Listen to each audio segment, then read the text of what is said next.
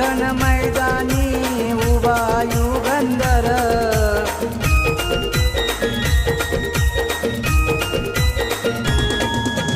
शांती मार्गाने लढा लढविला केलंय नामांतर, हो केलंय नामांतर. बाबासाहेबांच्या